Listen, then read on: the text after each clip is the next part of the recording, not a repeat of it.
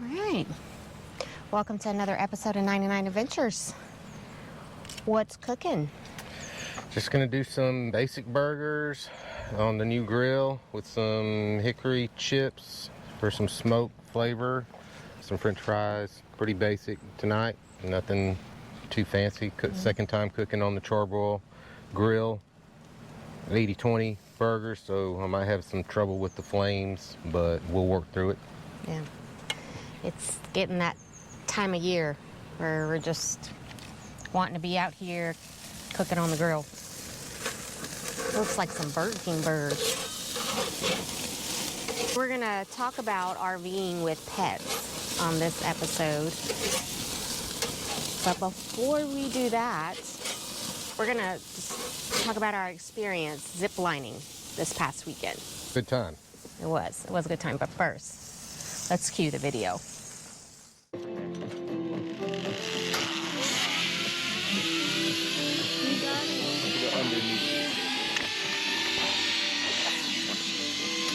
Wunderbar.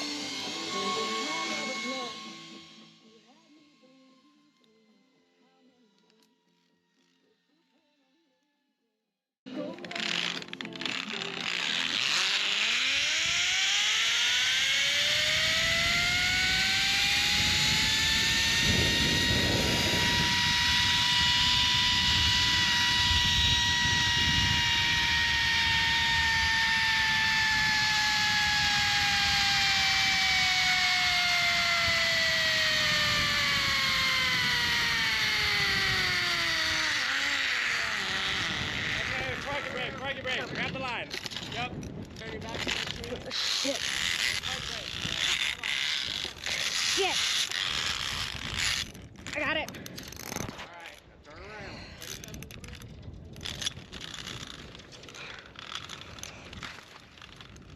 Damn it. I can't. The wind. See, I'm so sorry. Just do your parking brake. He's gonna come get you, okay?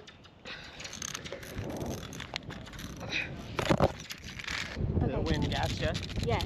You alright? Alright, put your hands on your trolley for me. On my trolley. Yes, ma'am. Wait, Just right back here. up. Alright. We'll be good for the log, or the vlog. Yeah. I have the wrong hand. Shit. Shit. God. Dude, There we go. I can't. All right, here's the problem. There. There you go. Alright.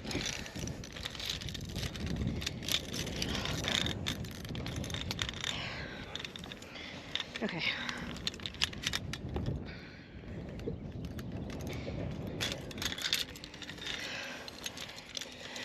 Good job. You didn't freak out, kept a calm mind. Well, it wasn't that hard of a fall. Yeah.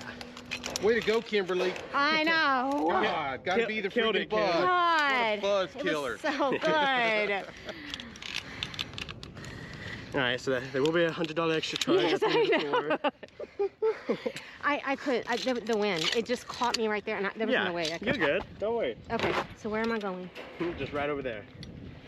Yep. Oh, shit. Gotta be you. I know. Gotta be you. Man, I started slowing down. I was like, cannonball! Clear line 9, have everybody cannonball.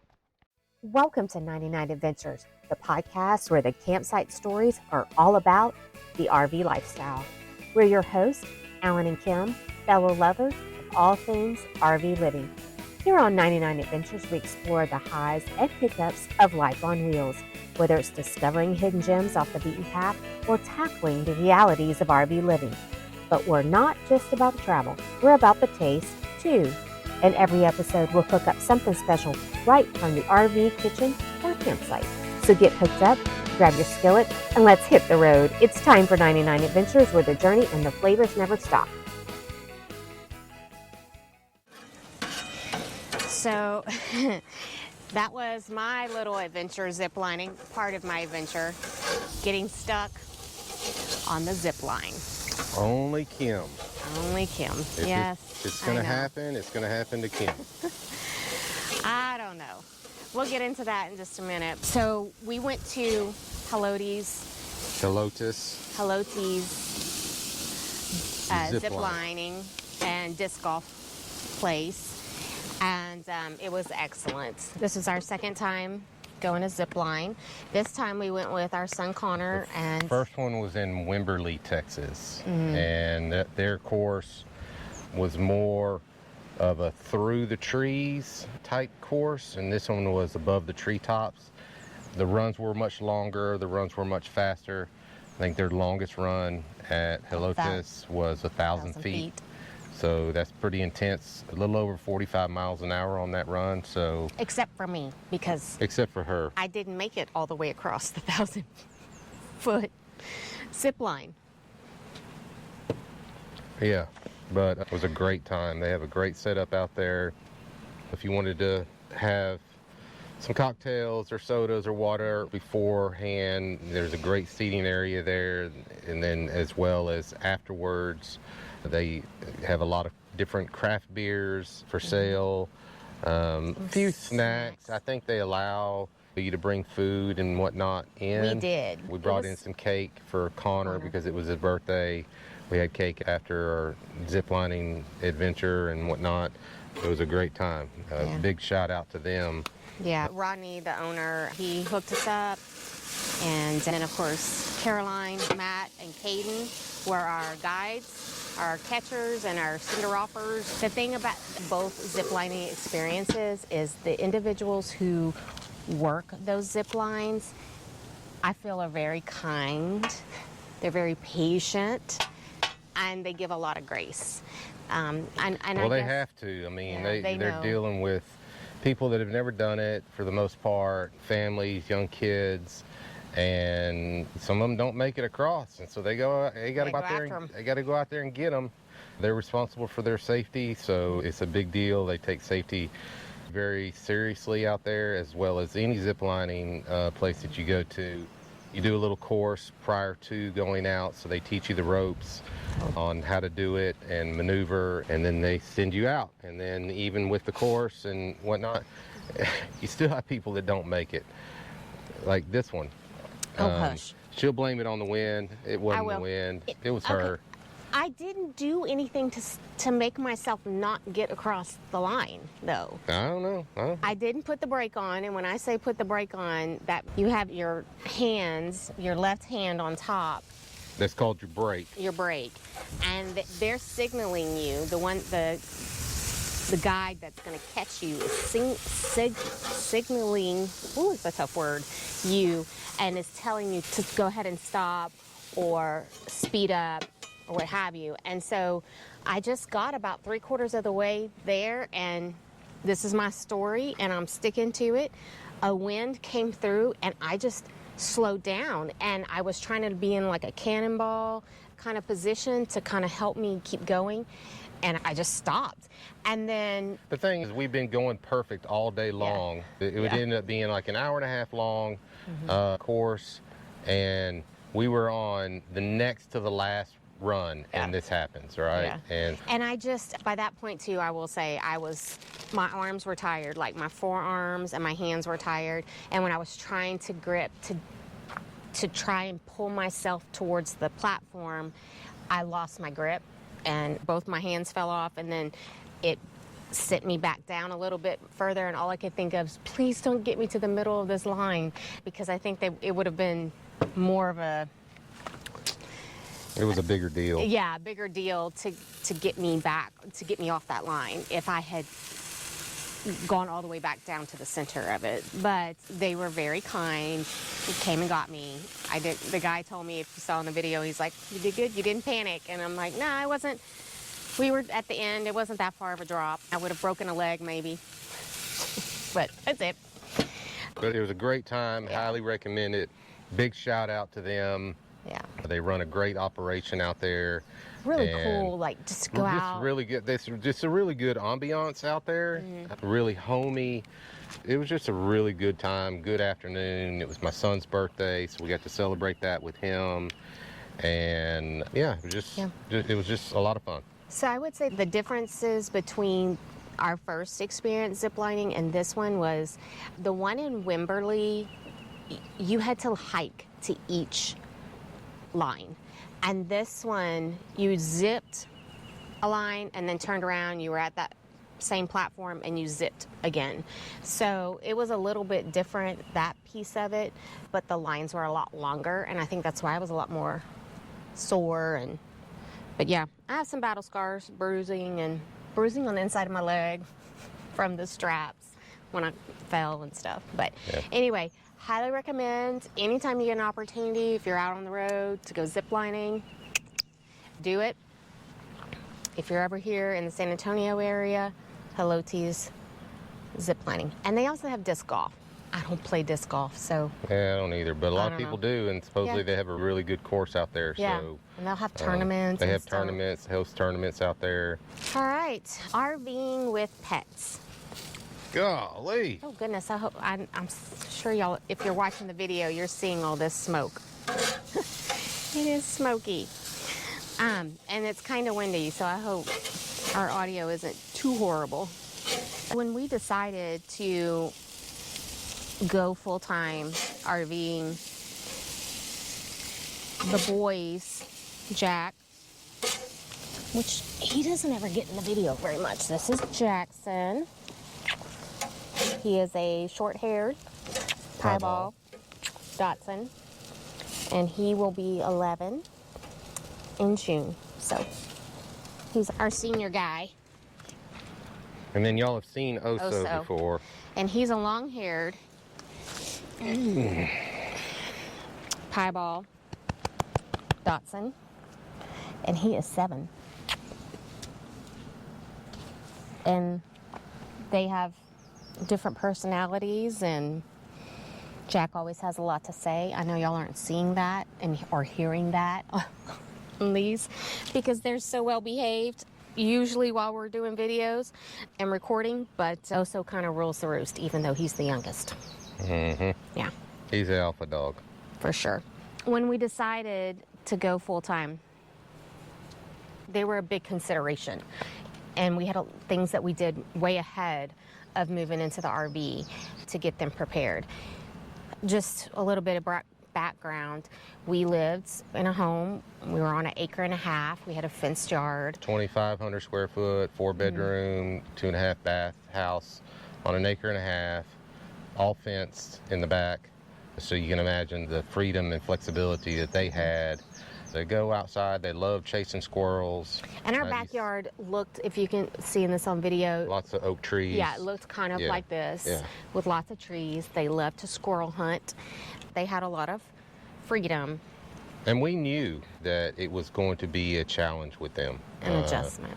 And a big adjustment. We'll talk about this, but at the end of the day, to be honest with you, I think Jack still has not adjusted. And we're going in June, going to be a year in the RV. And we're 10 months, 9 months in. He's a lot better, but I do not believe that he... Also, I think he could care less.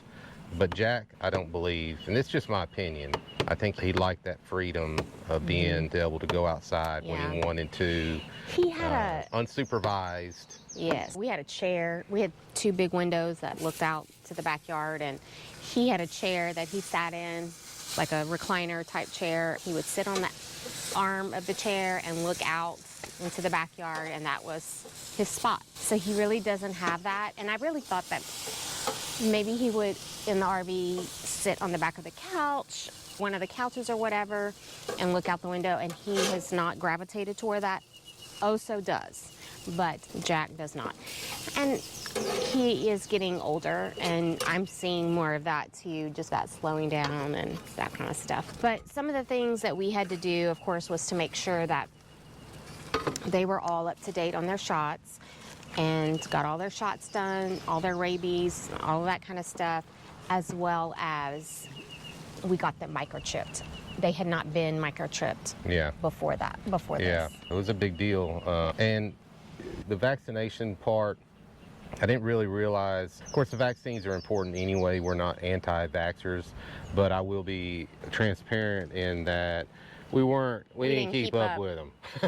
They were super expensive, and we just didn't do it. And we paid the price for We it. did. We paid the price. We learned our lesson. Jack ended up getting heartworms.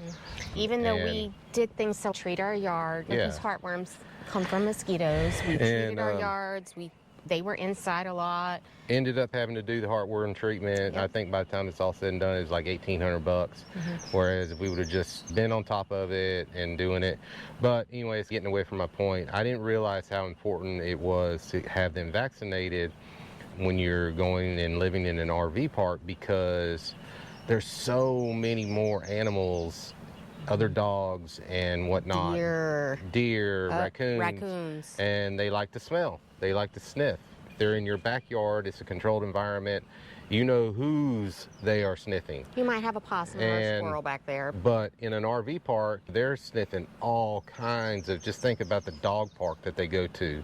How many dogs are using the restroom in there and whatever. It's super important to have them vaccinated because of all the sniffing and where they walk and all that stuff. It's a big deal. So And Jack actually has gotten sick since we've been in the RV. how many of these should I put cheese on? 2? Yeah, and then we'll just do the rest later. We're putting some provolone cheese on, and we got some brioche sesame buns that we're gonna put on the grill to toast our buns. The other thing we had to do was Oso's teeth, a deep teeth cleaning. He had some issues, and so we had to get all of those things taken care of. And it was It was a process. a process. It was and a 6-month-long it process. was not cheap. No. It was not cheap. And regardless of whether we would have stayed on top of their shots or not, it was still a process, and it was not cheap. So keep that in mind, right? I mean, Yeah, we purchased the 6-month heartworm and stuff for them. We've been gone from the vet in Corpus Christi for longer than 6 months. So we did have to find another vet that we had to go and get set up with and get them checked out again before they would provide the next round of heartworm for pills for 6 months, as well as the rabies. yeah, and that's something So- something to consider too, Yeah. because If you're like continually traveling, yeah, if you're continually traveling, make sure that at your point, you're you've gonna got have to- you've got all their records and whatnot that stay with you, whether it's electronically or hard copies or whatever, because you need all that information to reestablish whatever vet that you decide on going to. The adjustment period, like Alan alluded to, it has been an adjustment. I originally thought that the adjustment would be, for me personally, would be the whole having to put them on a leash, take them out for walks, all that, because we've never had to do that, right? We just, other than when we were out camping on the weekends, that kind of stuff, yes, we would do that. But at home on a regular basis, we would just put them outside in the backyard and they go do their business and stuff. So we are having to leash them up and get them out on walks. And that's been a big adjustment for both sides. Yes, for them and us. I thought it would be more us, but I think it's been for them too. And like Alan said, I think Jack is the one. He likes to go sniff around and be nosy Rosie. He can't do that anymore. Yeah, sometimes the walks turn into 30 and 45 minutes, Yes. you know? I mean, because you feel like, man, you've taken so much away from them, and, you know, owe them that to let them have a little bit of freedom and to get out of the to get out and rig. roll around in the grass like they're used to doing and whatnot. It's still to this day a big adjustment. I mean, it's not just putting them on a leash. It's what if it's raining? What if it's cold? Yeah. All of those things come into play now that you don't live in a house. Things with a yard that you've got to think about. And it's bedtime. Oh, I need to take him for a walk. How much time do I need? I need 30 minutes. Well, now I'm 30 minutes late to go to bed. or 30 minutes late, or how much time do I need to build in before I have to leave the rig? Or if you're working and leaving to go to work. So You have to back. and you've got to commute 30 minutes to work. Well, now put another 30 minutes on top of that because you need to take the dogs for a walk. Let's just That was stuff I was not used to. It's a lot I'm still adjusting to that. Yeah, it's still a lot to think about and plan for with animals in the rig. And we have 2 small dogs. Honestly, I couldn't imagine doing it with, say, 2 Labs or 2 Rottweilers or German Great Shepherds. Danes or German Shepherds. It's still a 40-foot rig, but it's still only 450 square foot. Yeah. Anyway, square footage is a premium.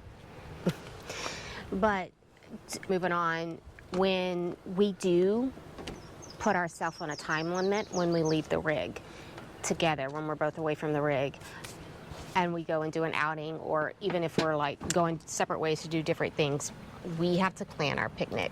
Yeah, absolutely. I think we've gotten it up to 5 hours. 5 hours. So from the time that we leave this rig to go into town to gallivanting around, we got to set the timer and be cognizant for we need to be back by in 5 hours. And we could probably push it, but at the same time, it's not fair to them. So, and we don't want, it's our opinion that it's not fair. Yeah. Some people wouldn't have a problem leaving them all day, and that's fine.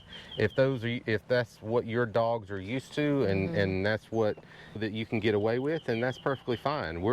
Our point is just being cognizant of them and getting back and making sure that their life is still normal, as normal as it can possibly be. Yeah, and to that point, like, when we're moving parks and stuff, we take into consideration, like, what's the spot look like? Do they have a dog park? Is it going to be a nice area for them to go and walk and all that kind of stuff? And I will say that is one of the great benefits of this spot, is that it is such a large area. We have a dry riverbed behind us, so there's nothing behind us but a cliff, and when we're out here, they are with us. We have gotten these Jugbow collars, which we mentioned in the earlier episode, but this has been, actually, let me stop and say real quick, we had some folks that had pulled into a spot next to us. Their dog was a Garmin. Yeah, some training apparatus collar, right? And she was the one that really said, you need to try this. I'll be honest, I was like, eh. But he found one, Alan found one, and they've been great. Came with 2 collars that were already paired to this unit, and to the control. And so each collar runs off of a separate channel that you just click on, right? So if you wanted one dog, you are having a problem with one dog, then that dog is on channel 1, the other dog is on channel 2. So that's really the only setback that you got to think about. Oh, I buzzed the wrong dog type deal. So you got to think about that. But these things have been fabulous. I say that because the old saying about can't teach an old dog new tricks. Well, you can with this. And they listen, they stay right here with us. Whereas if before we would not have been able to do this, Jack would have been over there at Timbuktu. 14 other RVs, Sniffing, aggravating barking. somebody, barking. Oso would have generally been around the area, but eventually he's gonna wander. He's gonna sneak away too, but not with this. And literally, this does a beep, a vibrate, and the shocking. And we've had them on this now right at a month, and we have yet to use shock feature. And I don't want to use shock feature. We don't. Right? If I can get the correction that I need out of the beeping and the vibration, then hey, if it corrects the behavior, then we're good. And really, that's all. I'm actually looking for one for Kim. Oh. Yes, I'm having trouble finding the right size collar. Yeah. So. It's so funny. So funny. Anywho, and honestly, all we do is we just show them the remote, and they are like, oh. And just the beep will Yep, corrects it. it'll fix it. Absolutely. So, Big shout out to Jugbow. And yeah. I'll include a link to this in the description. The other thing we purchased, and we actually do not have it out here, was the FXW Dog Playpen. So that's that fencing stuff that you can set up. And we did have that at the previous park, and it did work well there. And we set it out outside the campground and around the picnic table, and we would put our chairs in there, and then all of us were inside. It did work well for our spot at Fort Sam, our previous spot, but it hasn't really jived with this spot. And so, only because they have so much freedom out here. Yes, you know? yes, that's true. That's true. But at the previous spot, we were able to just set it up right outside the steps. We had the picnic table in the fencing as well as our chairs, and we would just go sit in there in the evenings, and they could sit in there off leash with us. And so that's the other thing that we've purchased since we've been full-time here in the RV. We just don't have it at this spot, but I expect that in the next spot. And the third item that we purchased was you've seen them, the back seat covers. Yeah. It makes a U, The backseat car basically, cover. the backseat car cover, and it keeps them contained on travel days. That's been And that has excellent. been huge deal for us. It keeps them out of our lap. We can stop and leave the truck running on hot days and leave the AC running and literally go inside and sit down and have a meal and not have to eat in the truck. And so that's been really cool to have. It transfers from the black vehicle that you see in the back, that's Kim's car, as well as to the truck. So wherever we're traveling in, if we're just going to do a day trip or whatever, and it's going to be longer than 5 hours, we probably need to take the dogs. We transfer it over there and boom, we're done. So it's easy to move between vehicles, and Yeah. it fits both the back seat of the you're gonna dually do and all the back seat. the links for those products? Yes, and I'll the thing? include all the links. I have them all. Most of it we got on Amazon. It moves easily from the dually to the midsize SUV. So it's been excellent. I wish we would have gotten that a long time ago. The other thing that we've purchased that... Can I get a cigar?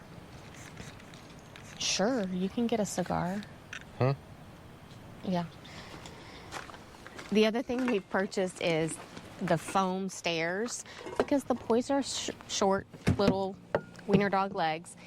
And so we got the foam stairs initially for the living room and the couch. So they use that for the couch.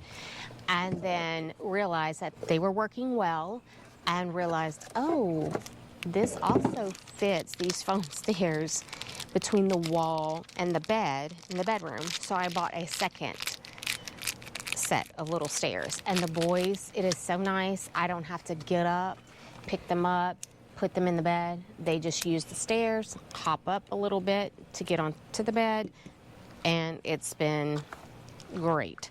So those are some of the things we've purchased for them since we've been in the RV.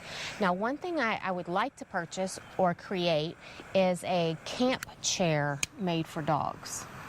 Something short with a little ramp that they can walk up on and sit in the camp chair. Can you tell our dogs are spoiled? And then it has a blanket, because wiener dogs, they like to bury under blankets. So I want a camp chair that folds up with a ramp, like the netting ramp, and a blanket built in.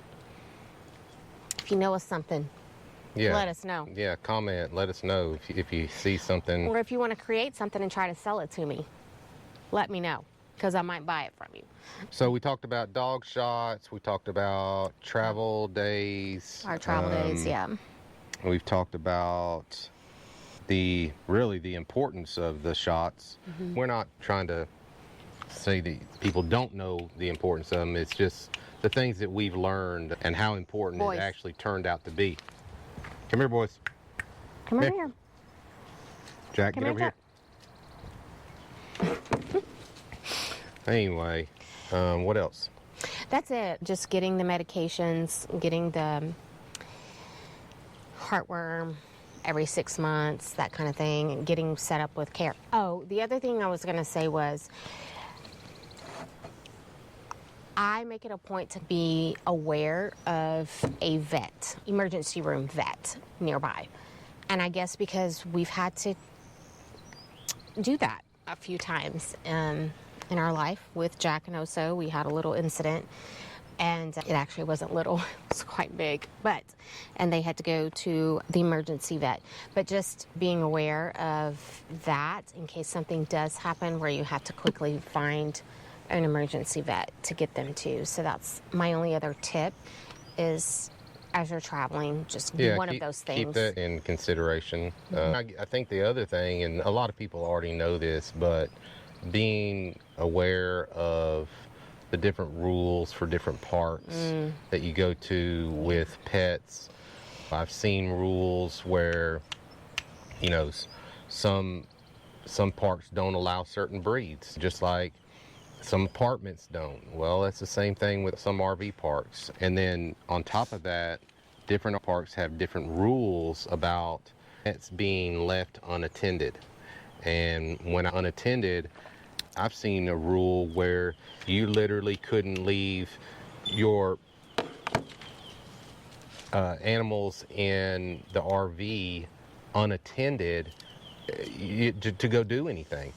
And so if you got a barker, We do. which we do, but he doesn't do that anymore. We try to be cognizant of your neighbors and their privacy, and that most of the times the RV parks aren't going to say anything until they need to say something, right? So that rule generally is there just as a placeholder for them to be able to say something to you in the event that you left to go to Six Flags for 10 hours and your dog barked for 10 hours and now your neighbors are hot under the collar. In those cases, definitely the RV park is going to say something to you. Again, it's just stuff to be aware of and be cognizant of the rules of the park that you're going to, their pet policies. Which we do look at every time. Every single time, right? Every time. Because some of them will even make you produce the shot records. Yeah, you have right? to have your And so rabies. that's a big deal. Some people just don't carry that stuff around with them. And we've learned that we have to, and we do. We carry electronic copies. We've also got hard copies, but it's just as easy on an app. And yeah, that's how we get our stuff. All right. Well, our burgers are all cooked. We're ready for some burgers. I am. Yeah.